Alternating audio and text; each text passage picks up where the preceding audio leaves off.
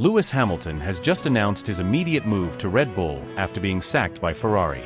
This is probably the first time you're hearing about it, so get comfortable and watch until the end. This video is made for you. Subscribe just to stay tuned for the Formula One news no one else explains to you. Lewis Hamilton's departure from Mercedes was never envisioned as an act of defiance, but that's exactly what it has become. A seismic rupture in the world of Formula One that has left the paddock speechless and fans around the globe glued to every emerging detail. What was supposed to be a swan song with the silver arrows has transformed into a behind-the-scenes war riddled with tension, emotional detonations, and betrayal on a scale that even Hamilton's harshest critics never anticipated. Now, in a turn of events that has stunned even seasoned insiders, the seven-time world champion is on the brink of joining his former nemesis, Red Bull Racing. And the circumstances aren't just political, they are volatile, personal, and rooted in a power struggle that exploded behind closed doors and has since spilled into every crevice of the sport. The narrative being sold by Mercedes management is one of mutual agreement and future alignment. That narrative is a facade. Beneath the polished language of press releases and the hollow words of strategic realignment, the reality is far more brutal. Hamilton didn't walk away, he was forced out. Not abruptly, but surgically, over a period of weeks marked by backroom meetings, ambiguous team briefings, and a creeping shift in power dynamics within the garage. From engineering disagreements that escalated into passive-aggressive sabotage, to philosophical clashes over brand direction and public communication, it became clear to those closest to the situation that the fabric binding Hamilton to the team was unraveling, thread by thread, race by race. What started as a disagreement over the handling and responsiveness of the W15 escalated into an unspoken rebellion. Engineers began withholding information under the guise of data integrity, while Hamilton's requests for setup adjustments were quietly overridden by senior technical advisors. Tensions were already nearing their limit when Hamilton arrived in Miami, unaware that the boiling point had already been reached. Expecting a routine update on upcoming car developments, he entered a meeting only to be handed an official notice invoking a clause buried deep within his latest contract, a provision labeled cultural and competitive realignment, initially believed to be mere corporate fluff. Instead, it became the guillotine. Witnesses inside that motorhome described an atmosphere so tense it was difficult to breathe. Hamilton sat surrounded by executives who once toasted with him after every championship and legal representatives who spoke in rehearsed legalese. There was no invitation to discuss alternatives. There was no warning shot. Just a cold declaration. His time with Mercedes would end before the season's final flyaways. He didn't yell. He didn't cry. He stood up slowly, placed the document on the table, looked at no one, and walked out in total silence. That silence was more deafening than any outburst. In the days that followed, Hamilton went completely dark. Media inquiries were met with silence. Team obligations were ignored. The debriefs became ghost towns. His inner circle closed ranks, and his longtime confidant Angela Cullen reportedly booked an emergency flight for him to leave Miami before the final session. The official excuse provided by the team, flu-like symptoms, was as transparent as it was insulting. No one in the paddock believed it. Everyone sensed that something historic had just happened, but the scale of it was only just becoming apparent. Meanwhile, Christian Horner saw the moment for what it was, a once-in-a-generation opportunity. Whispers of a covert meeting began circulating, and soon it was confirmed that Horner, with Red Bull legal advisors and key marketing executives, flew to Monaco under heavy discretion. What followed was a highly confidential dinner held in a private estate, far from cameras and journalists, where Hamilton was presented with an unprecedented offer, not just a contract, but a revolution. Red Bull didn't just promise performance. They offered full control over brand image, influence over chassis design for 2026, and access to their simulator for personal testing without team oversight. It was, according to a source who viewed the terms, a deal crafted not for a driver, but for a legend. The reaction inside Red Bull was one of simultaneous exhilaration and anxiety. Max Verstappen, whose relationship with Helmut Marko has grown increasingly strained, was reportedly infuriated when he learned that negotiations were underway with Hamilton. While Verstappen remains under contract, the team's willingness to even consider pairing him with a man he once collided with in Silverstone sent shockwaves through his camp. Conversations with his father, Jos Verstappen, became tense and reportedly aggressive. One source described Max as paranoid about being upstaged, fearing that Hamilton's arrival would turn the spotlight away from him during a period when his own dominance was beginning to wane. Within Mercedes, the atmosphere became unbearable. Engineers loyal to Hamilton were frozen out of high-level meetings. George Russell, caught in the eye of the storm, maintained a neutral public posture but was seen in several heated exchanges with technical directors over the car's evolution. Rumors began circulating that he had prior knowledge of the claw's activation. Others speculated that Russell had remained silent to protect his own position. The team, once defined by unity and excellence, now resembled a fractured political party, divided, secretive, and spiraling. Sponsor reactions began to emerge as well. Petronas initiated quiet legal discussions to assess their ability to realign their branding partnerships with Hamilton should he exit. Tommy Hilfiger paused a collaborative clothing line set to launch in autumn. IWC pulled marketing visuals that featured Hamilton with the Mercedes logo. All of this happened before a single public word was said. The world knew the truth, even if the press release hadn't yet landed. Hamilton's state of mind became a subject of endless speculation. Gone was the smiling veteran doing yoga on Instagram. In his place, a shadowy figure appeared, focused, elusive, reclusive. He began booking closed-track test sessions in Spain under an alias. His nutritionist refused all interview requests. Security around his Monaco residence was tripled. Everything pointed to a man not just preparing for change, but preparing for revenge. This wasn't just about leaving Mercedes. It was about proving, in no uncertain terms, that he never needed them as much as they needed him. The radio traffic from recent races painted an ominous picture. Coded language. Cryptic messages. Instructions that seemed vague, almost intentionally misaligned. Box opposite Russell turned into a tire strategy nightmare in Baku. "You're racing Norris, not the Ferraris," came during the final laps in Imola, leading to an overcut that baffled commentators. These weren't innocent mistakes. They were patterns, signs of a team pulling back, isolating their legend, and laying the groundwork for his quiet departure. But Hamilton never intended to leave quietly. And now, thanks to Red Bull's open arms and Horner's masterstroke of diplomacy, he won't have to. The official announcement is not a matter of if, but when. Silverstone is the most poetic option, but Spa is the most likely. The legal teams are aligning. The marketing engines are warming up. Mercedes has already begun erasing him from internal planning memos. Red Bull is finalizing liveries that include his branding elements. The sport is about to witness the most audacious team switch since Ayrton Senna shocked the world in the 90s. But this isn't a move driven by ambition. It's a resurrection. Hamilton isn't changing teams. He's reclaiming his narrative. And when he steps into that Red Bull garage, wearing colors once considered the enemy, he won't just be racing for points. He'll be racing to remind the world that greatness isn't granted, it's seized. Behind the smoked glass of Red Bull's hospitality suite, where whispers often carry more weight than press releases, Christian Horner paced slowly, eyes scanning his phone like it held the fate of the sport itself. In a paddock known for games of shadows and power plays, he had managed to place himself directly at the intersection of two of the sport's greatest forces, Lewis Hamilton and Max Verstappen. While most team principals publicly distanced themselves from the chaos erupting between Mercedes and Ferrari, Horner had leaned into it, orchestrating a plan months in the making. Long before Miami, even before the Bahrain curtain raiser, Red Bull's legal minds had quietly begun assembling a draft offer, not a hopeful invitation, but a fully structured, bulletproof proposal. Hamilton wasn't just a target. He was the priority.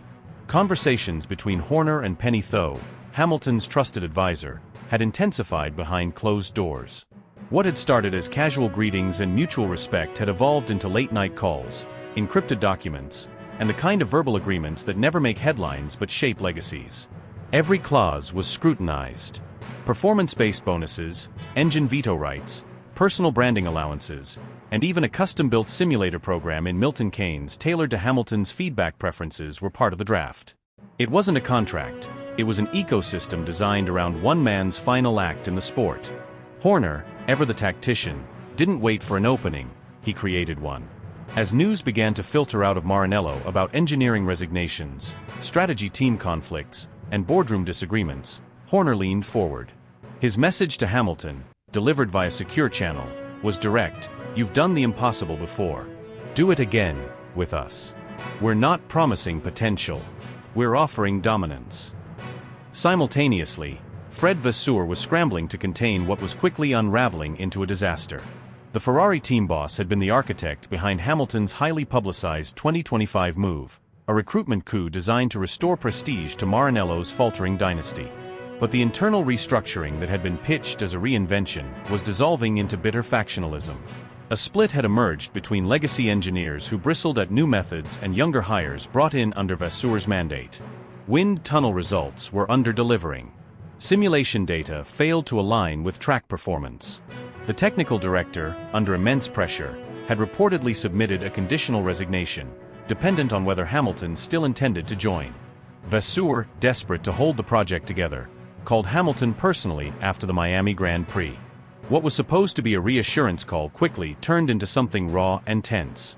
According to individuals with knowledge of the exchange, Hamilton's tone was calm but firm, his words a blend of reason and warning. "Fred, I walked away from a team that couldn't maintain its course. I won't jump into another storm. I need certainty, not promises." Vasseur pleaded, "This isn't collapse, it's transition. The tools are in place. We're building around you. I'm not just asking for faith, I'm showing you the future." Hamilton, never one to be seduced by incomplete pictures, replied with a kind of finality that silences negotiation. "I've already started moving. The time for talking is done." Within hours, Ferrari's executive floor turned cold. Crisis meetings were scheduled. Marketing campaigns featuring Hamilton's image were suspended indefinitely. A new simulator project earmarked for Hamilton's preferences was placed on hold. Internally, whispers turned into reports. Senior engineers began updating their LinkedIn profiles, quietly signaling their availability. Sponsors reached out seeking clarification. Ferrari's PR team was issued an emergency playbook with pre-approved responses, coded in color depending on the nature of media inquiries. At Red Bull, the atmosphere was electrified with strategic urgency. Max Verstappen, informed through a tightly controlled internal channel that discussions with Hamilton had progressed, reacted sharply. His camp requested an immediate audience with both Horner and Helmut Marko. Sources close to the Dutch driver say he perceived it as a betrayal, not merely professional, but personal. Verstappen, at the peak of his powers, viewed any accommodation for Hamilton as a disruption of equilibrium. There was no ambiguity in his position. "If he comes, I decide what happens next." Tensions at Milton Keynes escalated as loyalty lines were quietly redrawn. The aerodynamic division, largely loyal to Verstappen, raised concerns about sharing datasets. Hamilton's driving style would necessitate significant shifts in car philosophy, changes some engineers felt could destabilize Verstappen's performance edge. Horner, aware of the internal fractures forming, convened a classified meeting with department heads, instructing absolute discretion and issuing legal NDAs at the door. One attendee described the room as quiet war prep. Outside the garage, the sports media circus latched onto fragments of truth, painting Hamilton as a mercenary, a king unchained, a legend rewriting the twilight chapter of his career not with nostalgia but with a final, cold calculation. Fans divided overnight. Social media erupted with polls, predictions, speculative liveries. Paddock photographers, suddenly aware of the gravity, began tracking every hallway encounter between Hamilton's entourage and Red Bull staff.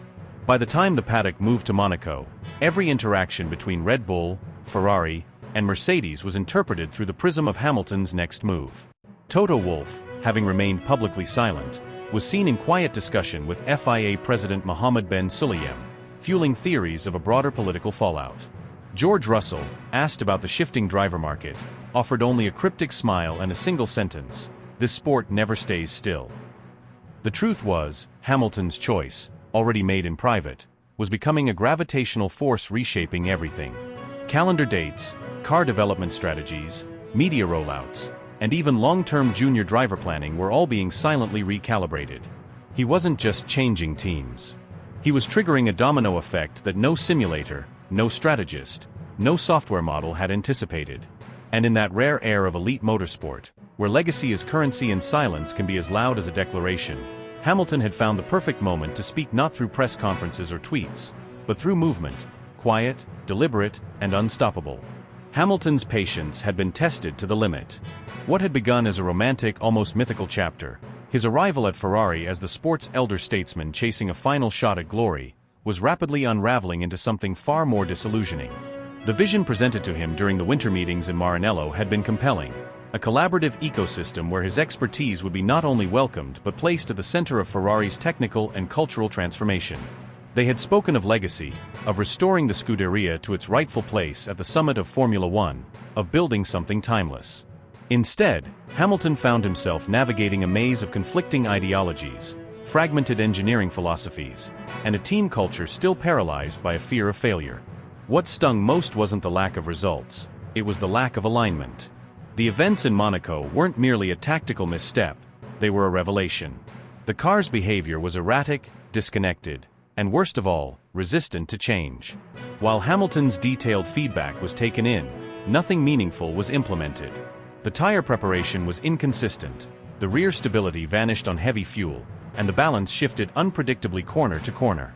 For someone who built his career on technical refinement and precise execution, the chaos was unbearable. Ferrari's engineers, brilliant in isolation, were working in silos. Internal meetings turned passive-aggressive.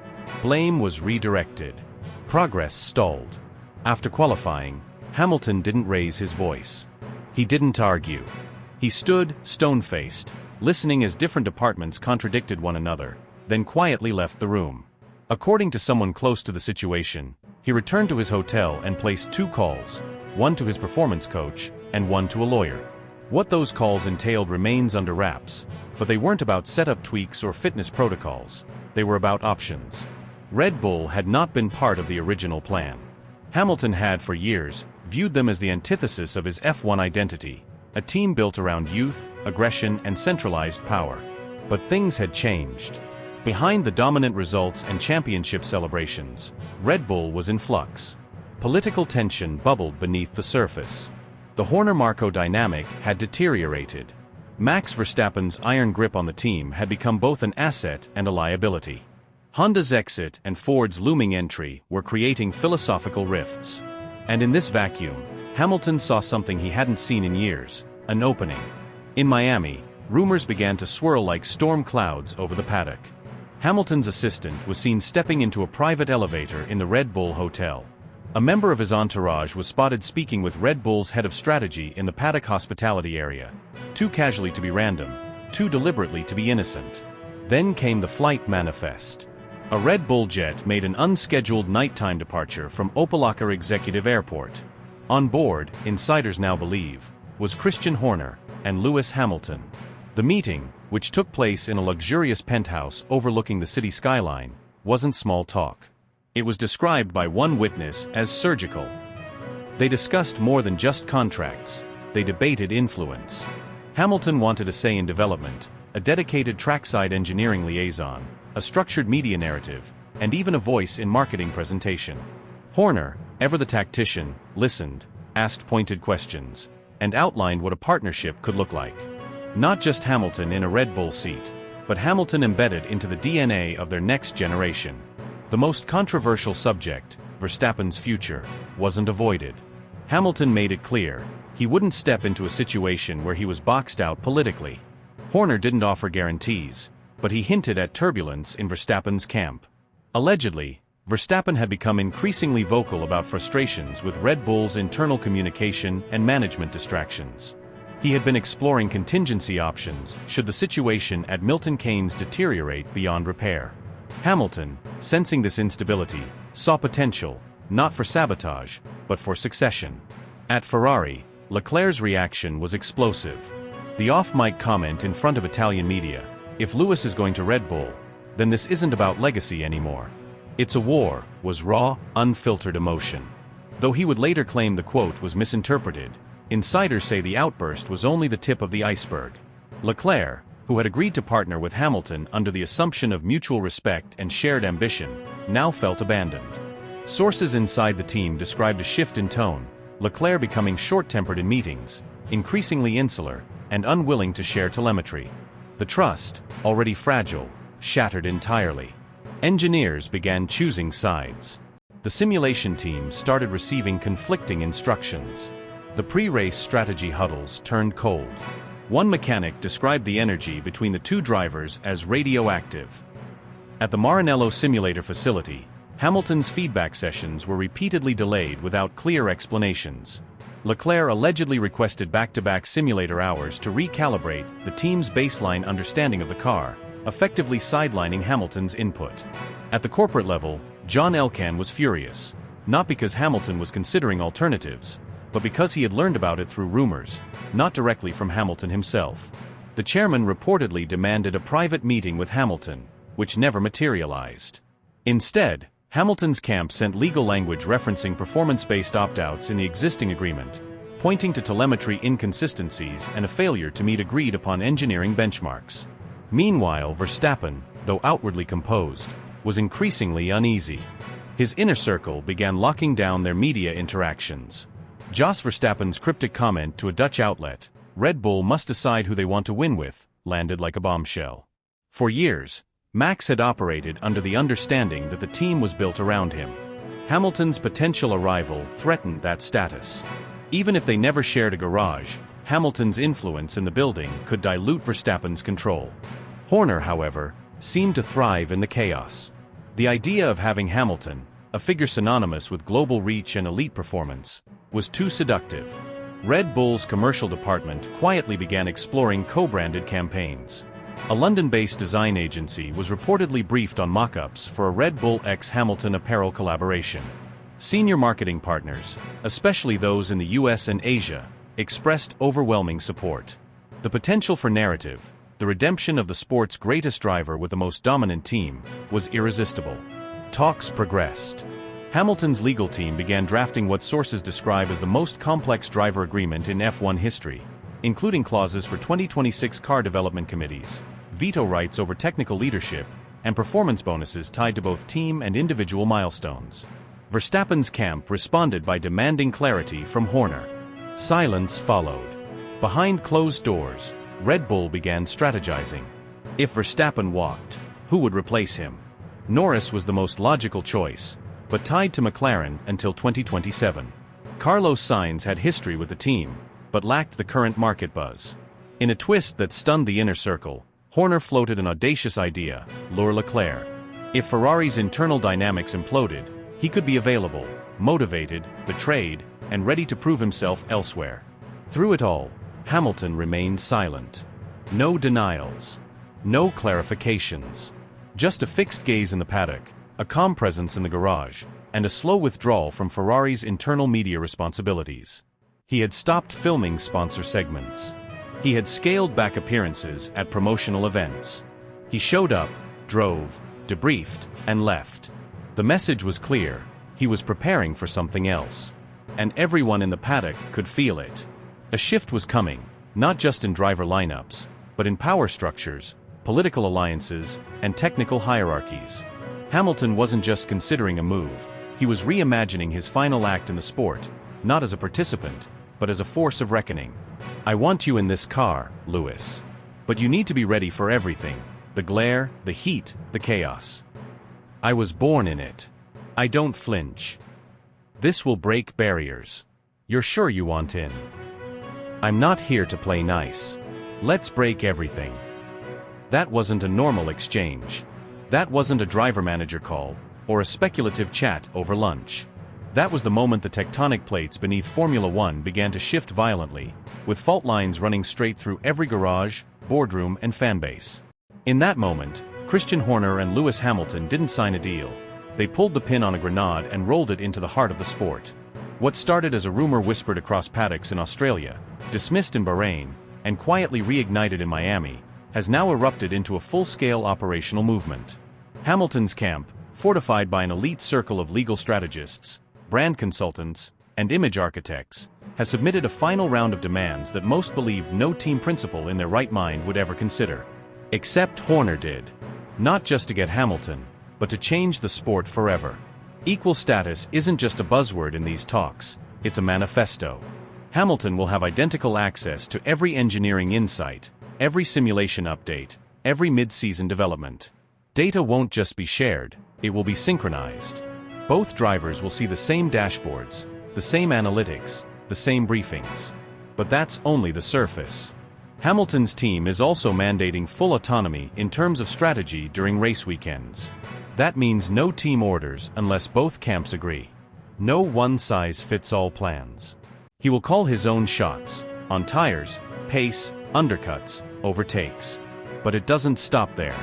The most shocking aspect of the arrangement, according to confidential sources with direct knowledge, is the clause granting Hamilton partial editorial rights over how the team's media department presents intra-team dynamics. This is unprecedented. It means Hamilton can intervene in the team's narrative, social posts, press briefings, video edits, if they portray him unfairly compared to Verstappen. In essence, Red Bull is giving Hamilton a sword and a shield in the PR battlefield. Something no other driver in history has ever wielded. Christian Horner, whose own authority inside Red Bull has been quietly tested in recent months, sees this as a masterstroke. Internally, he is reasserting control by taking a gamble no one else would dare attempt.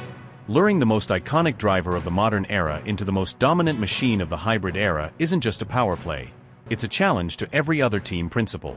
To Ferrari's conservatism, to Mercedes' loyalty politics, to McLaren's youth-first approach.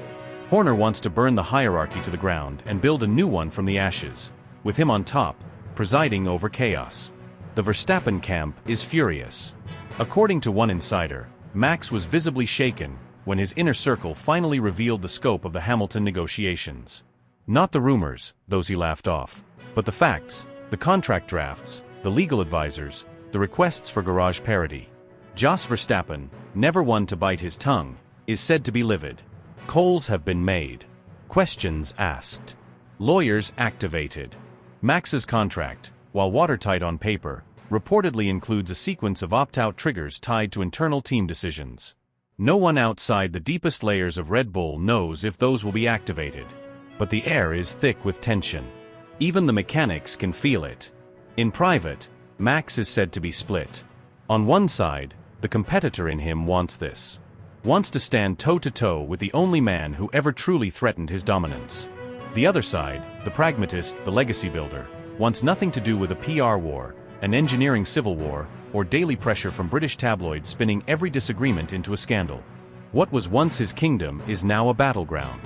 Elsewhere in the sport, alarm bells are ringing like air raid sirens. Mercedes is in meltdown. Toto Wolff, once the architect of Hamilton's dynasty, now finds himself outflanked and outmaneuvered. Not only has he lost the face of his brand, but the move makes Mercedes appear stagnant, hollowed out, past its prime.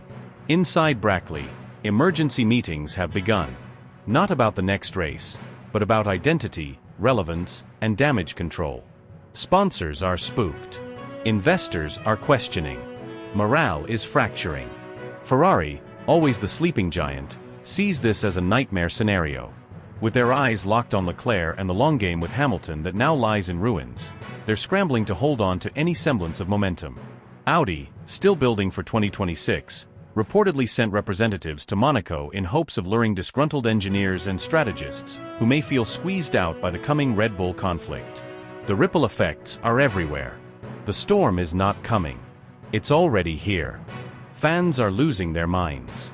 Social media has detonated into millions of posts, edits, live streams, and breakdowns.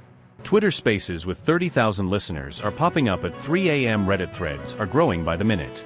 TikTok is saturated with animated reenactments of how Hamilton and Verstappen might collide at turn 1. Everyone has a theory, a leak, a hot take. Hamilton merch is spiking. Red Bull merch is flying. But the most common sentiment? Shock. Disbelief. Or broadcasters are preparing for an arms race of coverage. Sky Sports is rumored to be launching a new Hamilton-Verstappen weekly segment. F1 TV has quietly greenlit a docuseries dedicated solely to this upcoming season. Amazon and Netflix are fighting over rights to a behind-the-scenes docudrama, even offering Hamilton executive producer credit. No one wants to miss this. No one can afford to. And Hamilton? He hasn't spoken. Not officially. But every move, every leak, every silent smirk says more than words ever could. He's been underestimated, brushed aside, called washed, distracted, over the hill. But now? Now he walks into enemy territory with fire in his eyes and nothing to lose. No legacy to protect, only to expand. No apologies. No compromises. He's not returning to prove something. He's returning to take everything. Glory, revenge, and one last chapter written in flames. And Red Bull? They're not welcoming a driver. They're unleashing a storm.